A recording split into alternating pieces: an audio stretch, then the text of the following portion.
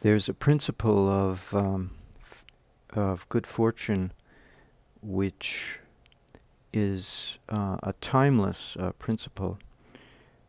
The true author of the Shakespeare plays was not Shakespeare, it was Christopher Marlowe. And because Christopher Marlowe never got the credit, we own the plays. And that's what makes their legacy last so long and will last another 400 years on top of the 400 years they've lasted already. Maharishi Mahesh Yogi teaches transcendental meditation in a similar manner. He never takes the credit. He always gives credit to his master and teaches in the name of his master. And for that reason, most of all, his teaching will flourish for a long time. Well, I haven't succeeded very well in understanding free energy until I understood and assimilated what Eric Dollard had mentioned in one of his lectures that's on YouTube that Aaron Murakami put up on his YouTube channel. He mentioned the transatlantic telegraph cable problem of the late 1800s and how Oliver Heaviside was the only one who figured out the solution. And everybody else had the wrong solution. And Eric added the little anecdote that Oliver Heaviside was thanked in a most ungratuitous manner. He was crucified by the Royal Society of London, to which he belonged, and he was so disgusted that he painted his nails pink. He threw the furniture out of his home onto the front lawn or front yard of his home and slept on rocks. And the neighbor children stoned him every time he left his house to such a degree that he stopped leaving his house and he starved to death, literally. So that's the thanks he got for solving a fundamental problem. And it was only not until I understood the significance of what he had done in conjunction with a criticism that I received at Stack Exchange that I understood the problem with free energy and why we don't have it. Conventional wisdom understands free energy, but they don't call it that because they don't think it's useful. They call it reactance. And the definition at Wikipedia, if you look up the article on reactance, they actually say that it's the resistance that a circuit offers to the current or whatever that's coming into it, the various components. It's the resistance, inductive reactance or whatever. It's probably the main reason why they call it that. But regardless, that's how they define it right up front in the opening sentence, in the opening paragraph. They call it the resistance the circuit offers. And yet, it's the dominant energy of the universe. And the New Age-minded people, through no fault of their own, call it the ether. And Tesla had his own nomenclature. He called it radiant energy. But Oliver Heaviside apparently was the first one to call it reactance, and then Steinmetz went and further and mathematically modeled it and divided it into its various components of capacitive reactance and inductive reactance, and really popularized the term.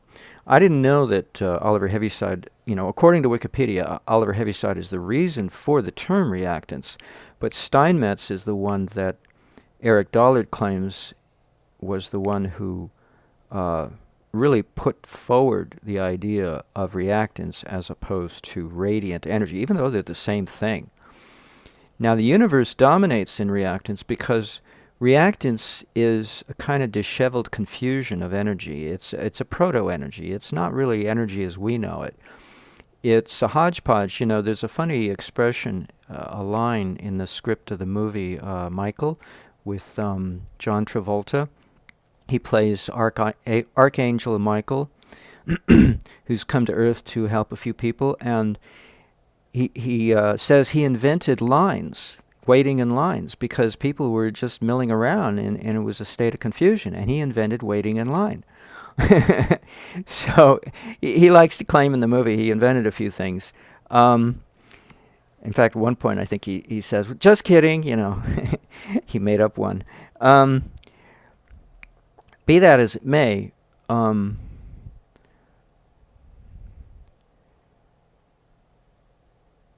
if it were not for a conductor such as a piece of wire, all these disheveled proto-energies would not come together and unite to form energy as we know it. And that means any energy, whether it's nuclear energy or mechanical energy or electrical energy, unless there's something that serves as a place, a meeting ground, for which all of these disparate proto-factors or forces of energy can come together as ingredients to form a pie of energy, as Eric Dollard likes to express it. We don't get the pie. We don't get the energy.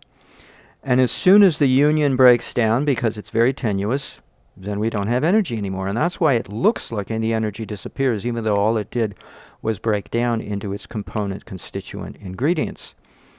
So the conservation of energy is upheld in a sense, except, well, I don't want to get into that. That's conservation of energy is a waste of time to even think about as a concept. Anyway, because it's kind of irrelevant. Anyway, the point of this video is that I redid my book. I changed the title, I changed the cover image, and I redid the introduction to reflect the fact that really it's Oliver Heaviside that I have to thank for making free energy possible, because as somebody on Energetic Forum had already stated, and I didn't really understand it at the time, it was a few years ago I read about it, he said you have to collect radiant energy and then you have to process it by passing it through a coil. Now, I don't remember what kind of coil he mentioned, whether it was air core or iron core, and it does make a difference. Because in my device, if I can find my keyboard, in my device, the latest one I've developed, it requires air core well, these are actually not air core coils, but these do not create usable energy because they can't carry a load. They create a lot of reactive power of two oppositional types, capacitive and inductive reactance. And when they blend together, they create a lot of negative power factored reactance, which is still not useful for doing anything because it can't carry a load. Not until I add a transformer, which is loss-oriented, can I carry loads. Inductive loads, really loads that matter, loads that move the world, loads that can rotate a motor, a DC motor. Whereas the prior development of the circuit could easily carry a resistive load, because, other than an LED, because a resistive load doesn't care what you give it, if you give it AC or DC, or in this case, pulsed AC. And according to the theoretical supposition or preposition of this simulation, it's a lot of power this inductive load, this circuit can carry as an inductive load. Half a gigawatt, that's a lot of resistive load. The inductive load, not so much, 50 kilowatts, but still that's pretty good for DC inductive load. Anyway, I have to thank, first of all, the people at Stack Exchange for criticizing me, and Eric Dollard for promoting Oliver Heaviside in one of his lectures, because it was only when I took their criticism seriously, and then I've realized somehow, I don't know how it came to me, to apply what Eric Dollard had mentioned about about Oliver Heaviside, that it's not about voltage, it's not about brute force. You know, I always look, oh wow, look at all the power here, but you can't use it because it can't carry a load. Well, the minute you add a transformer, you can carry a load.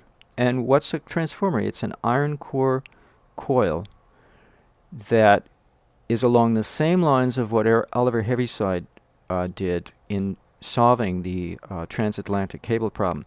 He mentioned, first he invented the telegrapher's equations, and then from that he deduced that they have to wrap the insulated copper cable that they were laying down in the Atlantic Ocean with iron ribbon or iron wire, and then insulate the whole package, and to boost the magnetic component of the signal, to help it carry further, to preserve it actually, to preserve the magnetic signal, to make it last longer, because it was dying out too quickly.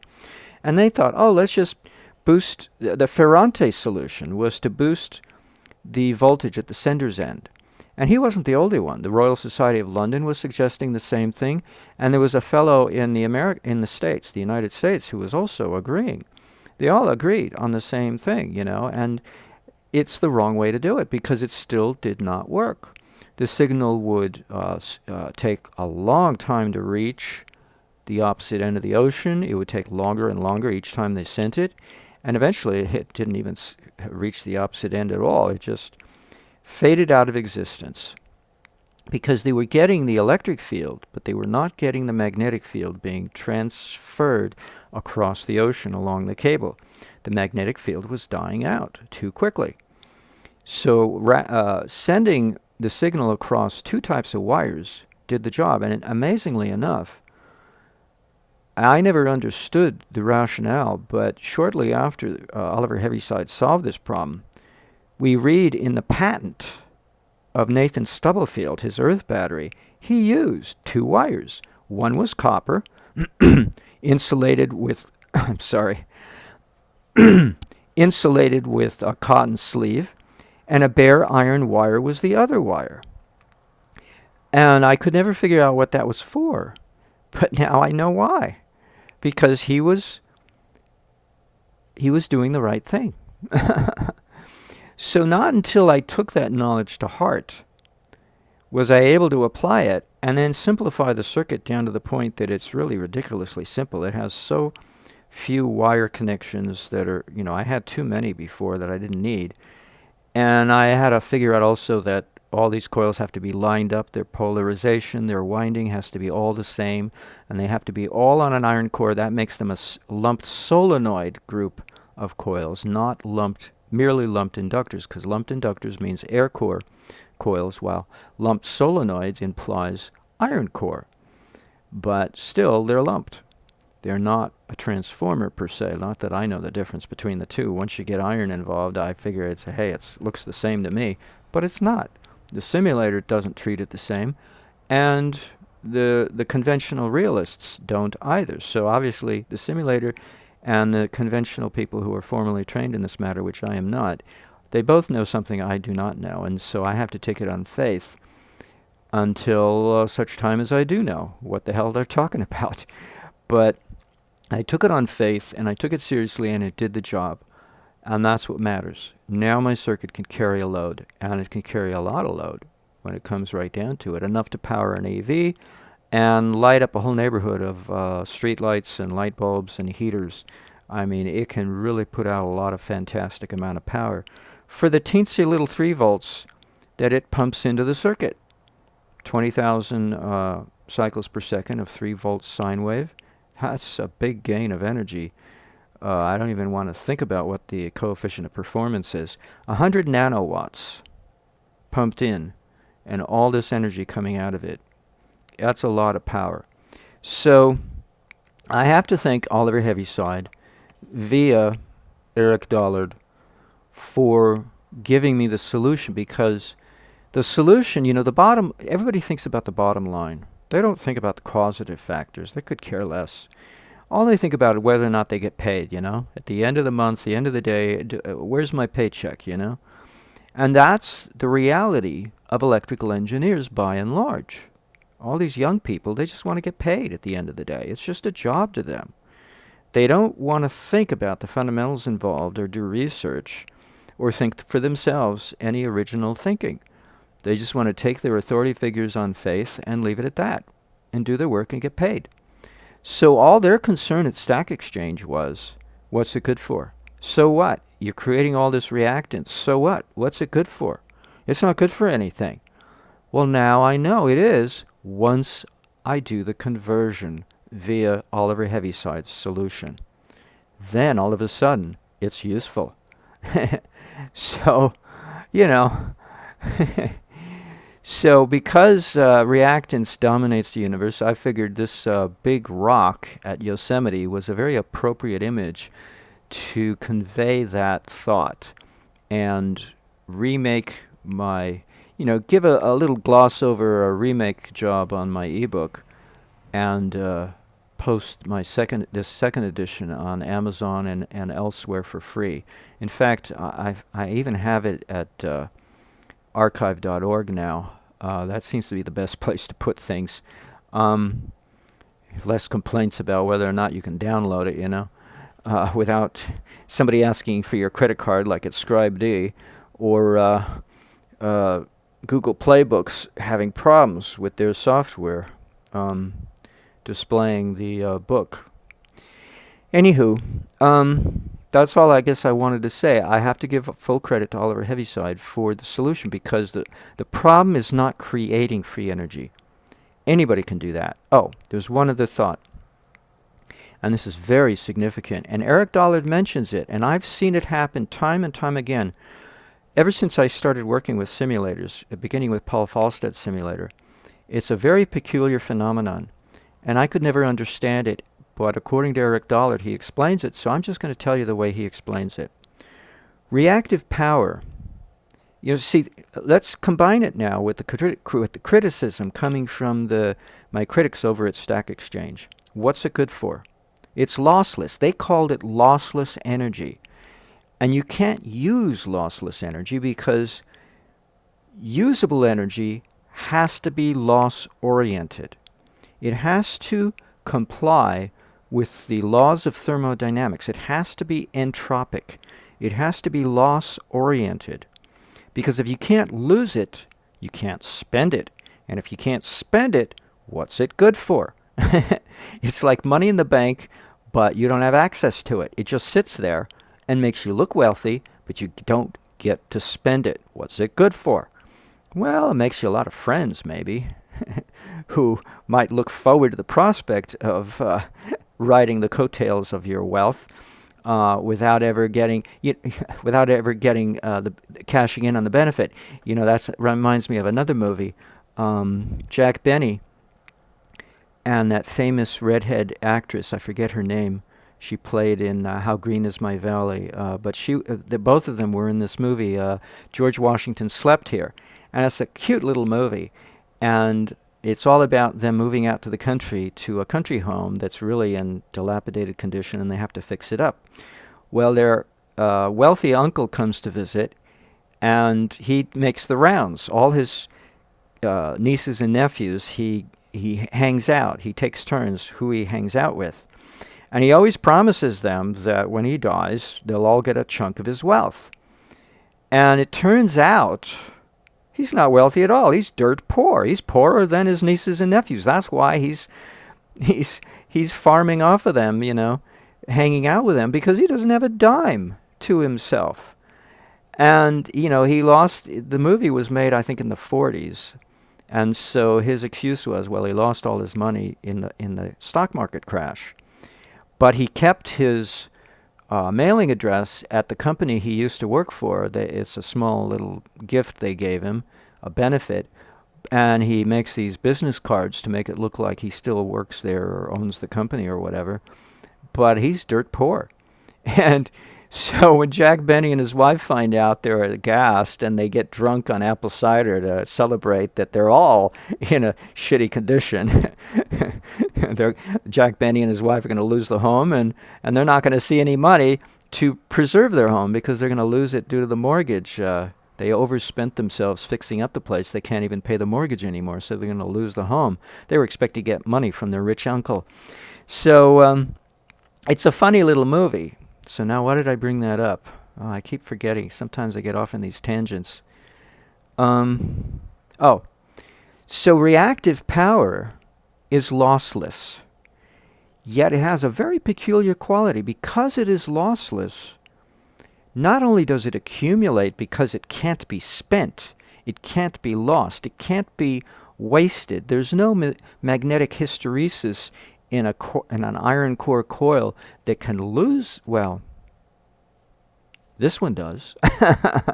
But these don't for some reason. So a lumped solenoid for some reason does not lose the energy, but an iron core transformer does. So don't ask me why, I don't know, but that's the way it is. And so that's why Oliver Heaviside solution is to put this in so you can spend it. But let me get to the important point, though. So the interesting thing about reactive power is not only does it accumulate, but its rate of accumulation accelerates as it accumulates. In other words, the more you have, the faster you get more of it. It's a very peculiar property. In other words, its momentum is not based on the input alone. See, if we take out reactive power from the equation, which is the way we mostly function, we don't think about reactive power. Wikipedia calls it resistance. Well, all we think about is, oh, brute force, the Ferranti effect. Let's throw more voltage at this transformer, modeling a motor, and let's give it lots of power, lots of voltage to power our EV. And then it drains our batteries like heck, especially when we're trying to drive up a hill. You know, when you go from 1,000 feet to 4,500 feet to get to the ski lodge, as what I tried to do on several occasions when I was living in Washington State, it chews up your battery pack really fast. And the people behind you don't want you to drive slowly. They want you to drive at a normal pace because they're driving gasoline cars. So you're driving at a normal pace, and it takes 25 minutes to get up the hill. And by the time you get up to the hill, you can forget about going anywhere except downhill. And I was lucky to live at the base of the hill, so all I got to do was turn around, coast my way back, and recharge my batteries 5%, because that's all I got from regenerative braking, and end up going back to my home and immediately plug in and recharge. If I tried to go into town, because I was 4 miles out of town, I ran the risk of depleting my battery pack to the point of zero and never making it home. I literally, that was the risk. So I took that risk one time, and I regretted it. I had AAA so they could tow me, but still, it's not a nice story. Anywho, going up a hill, you really find out how quickly an electric car can lose its charge from its batteries, because that's what we do. We don't think about reactive power as a second source, not as a second, but as a major source of energy. All we think about is our primary source of energy, our voltage, our battery pack, feeding our motor, and then we deplete it really quickly, because that's all we can do, is a direct line of connection, and it depletes. It's like, you know, in the old days, the medical profession made a big deal about how to cure people of any ailment. They believed in bleeding you. You know, they would cut you with knives, or they would use leeches, and they thought, oh, this is all the rage. You know, this will cure you of anything, you know, whatever ails you. And Paracelsus came along, a Swiss physician, and he got crucified because he didn't believe in bleeding people. You know, he's like Oliver Heaviside. He was crucified because he said, well, you know, if it doesn't work, why do it? You know? What's the point? You know, Trevor Constable said the same thing. Results count. Nothing else counts. So these people who do the right way get crucified, and then the people who do it the wrong way get, well, whatever. We don't have to go there. Anyway, so what happens is, if by putting in this middle area in between the sine wave generator and the load, this area of building up reactive power, and then a way to regulate it so it doesn't blow up in your face, because it will, it can. The funny thing about reactive power is it's not entirely based on the voltage supplying it. It's partly due to that, but actually the voltage supplying it gets in the way of it building up. It'll kill it. So I have to make sure I don't provide it too much voltage input. Very little. Depending on the size of the circuit, determines how much voltage I give it. I've done other circuits in which I've tried to do a table model, you know, something for like an appliance, like a blender or an ice cream machine maker. And the voltage output has to be so low that the input has to be reduced considerably below 3 volts. In this case, you know, I try to go for the max, or not for the max, but, you know, a nice large amount. And so I can get away with inputting 3 volts, but I can't for a table model. I have to put in microvolts, or else I smother the reactive element of the circuit with all that voltage. I suppress it, so it doesn't get a chance to grow. If we allow transients, which are reactive by their nature, to grow and develop and nurture them thusly, they have a peculiar quality in that the voltage supplying them, the stimulation to grow in the first place, is not the true factor for their growth. It actually gets in the way if we give them too much voltage. What helps them is their own momentum.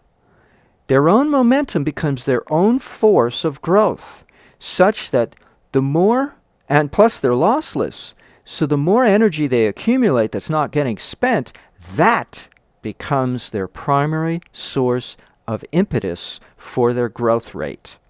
So that the more energy they accumulate, the faster they grow. And it's logarithmic. It's exponential. It's a geometric growth rate.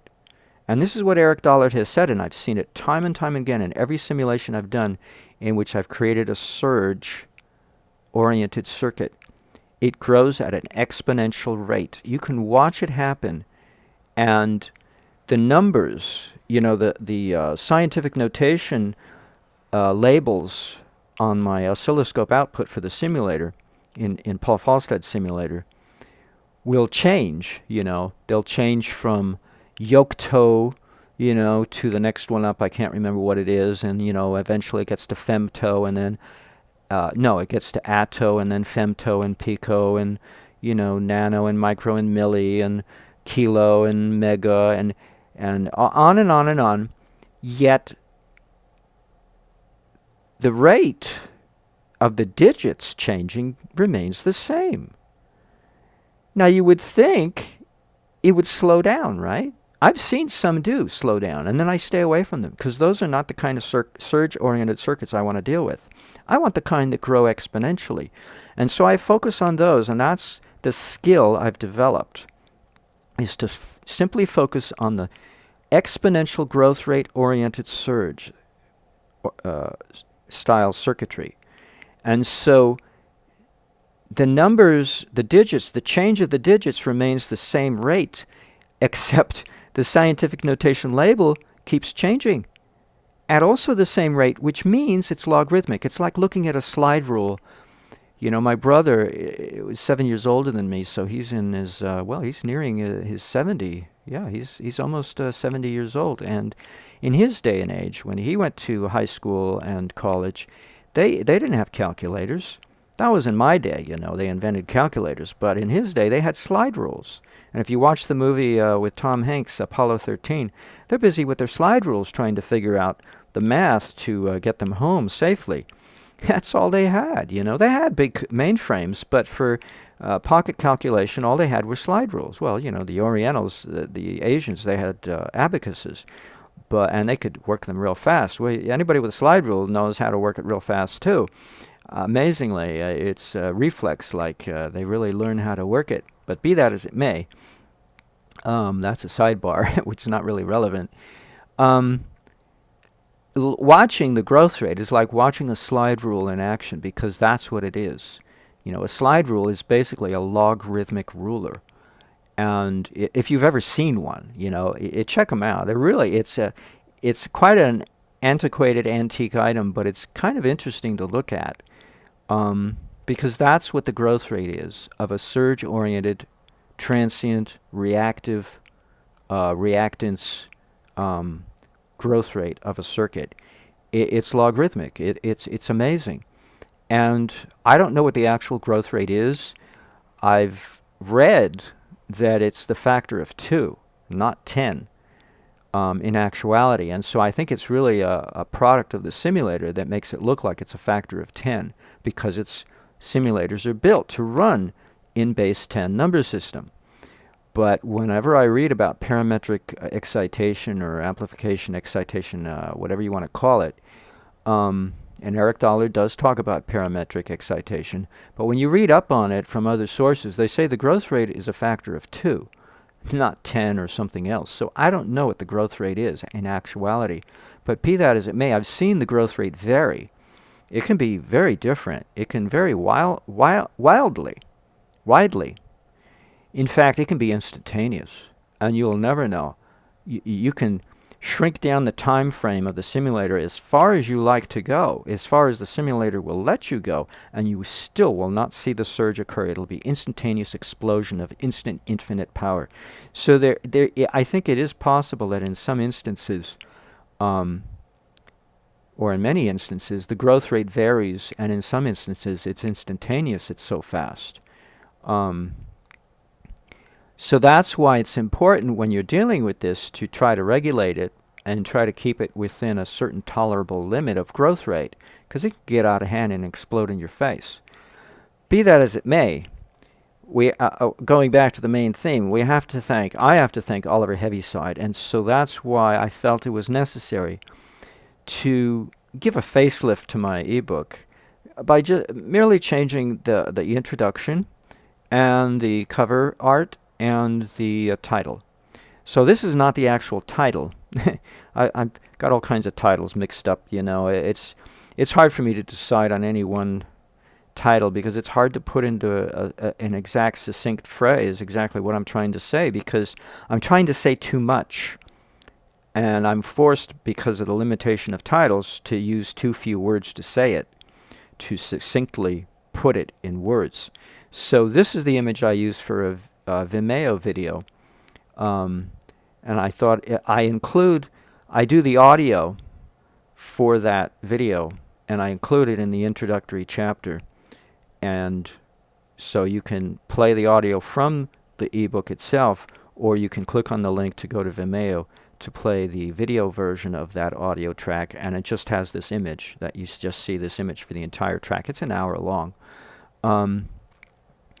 But I thought I'd do this video to give thanks to Oliver Heaviside, because he really deserves it. You know, he died a horrible death, you know. It was a terrible way to die, to live out the remainder of his life, and the kind of thanks he got. Anywho, on that sour note is not a nice note to end on, but I do have to give him credit. You know, I've given Eric Dollard, Byron Brubaker, and other people credit, but Oliver Heaviside really, he was the last chink in the puzzle, and the one that matters, because that's all that matters to people is payday, the bottom line. You know, what's it good for? Is the conversion of, can the reactants be converted into useful energy? Because all the electrical engineers know how to create free energy. They just don't call it free energy. They call it reactants. They call it useless resistance. So this is their stumbling block. And Oliver Heaviside solves their stumbling block. Otherwise, we'd have free energy all over the place if it wasn't for this stumbling block that they are programmed to believe in so highly. And it's no small wonder, because if we crucified Oliver Heaviside back in his day, it's no small wonder that he's not fully made use of in today's world to solve the problem of free energy and make it fully available to everyone, and change the economy, change the human universe on this planet. It's amazing. You know, we think of Tesla this, Tesla that, and other people like to think Einstein this, Einstein that. But in reality, Patrick Kelly, is that his name? Patrick Kelly over at Free Energy over in the UK, you know, the famous website about free energy. He kind of turned my head around, because I thought Einstein invented the E equals mc squared equation. He said, no, Oliver Heaviside invented it. Whoops. So Oliver Heaviside invented reactants. I didn't know that either. Wikipedia informed me about that when I looked up the article on reactants. So Oliver Heaviside is responsible for a lot of things. His resume on the Wikipedia article regarding his telegrapher's equation, or his biography article, I believe it's his biography article, they list a lot of accomplishments that he accomplished in his lifetime in the societies that he belonged to, besides the Royal Society of London that crucified him eventually. He accomplished a lot. So I don't know. What can I say? I don't know what more to say, you know. I keep pushing my anthology of free energy, but always trying to give it a facelift, a new angle of view. every time I learn something new about it. Um, and so this is the latest, to give credit where credit is due, because the guy deserves it. And strangely enough, as luck would have it, um, the son who I lost, uh,